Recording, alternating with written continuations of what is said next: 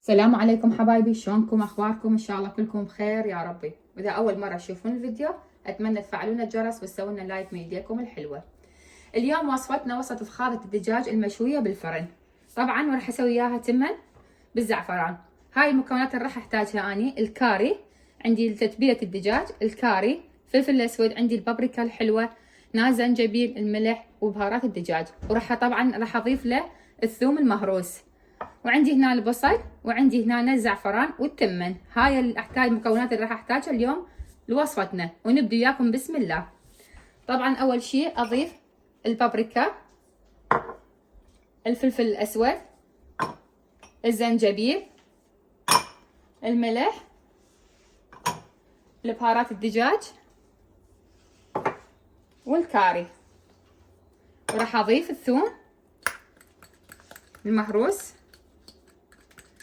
حط 4 إلى 5 فصوص تحطون ثوم مهروس. وراح اضيف له زيت الزيتون. طبعا هنا هاي التتبيله مالتنا. هسه هنا اني طبعا الدجاج هسه غاسلته وحاطته بمي وخل، مي وخل وملح. تضيفون تقريبا 3/4 القلاص او الكوب خل، تحطون ملح تضيفوا له مي، تخلوه يتنقع تقريبا ساعه الى ساعتين. طبعا هسه اني هذا الدجاج هسه صفيت المي مالته مثل ما قلت لكم، اني نقعته بمي وخل وملح. هنا راح اضيف له التتبيله هسه. بسم الله. هنا هسه طبعا راح اضيف البصل. راح اضيف الدجاج هسه.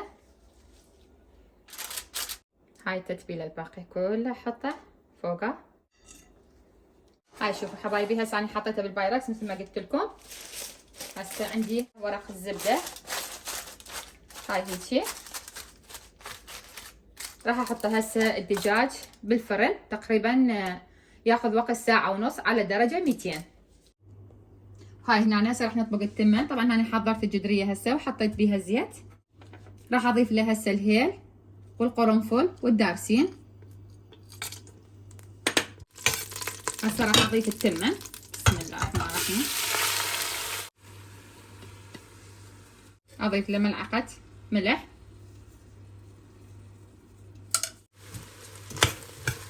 هاي هسه راح اضيف له المي.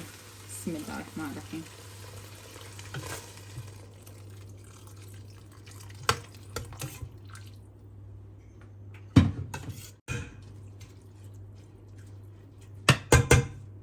هسه راح اتركه لحد ما ينشف المي مالته، بعدين نص ناره خليه يتهدر.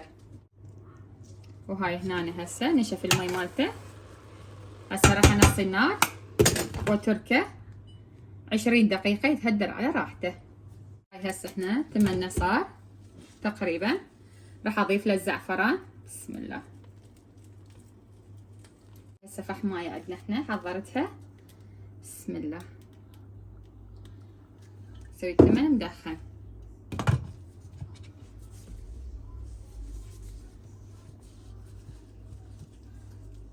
اتركه فد 5 دقائق ونصبه ان شاء الله.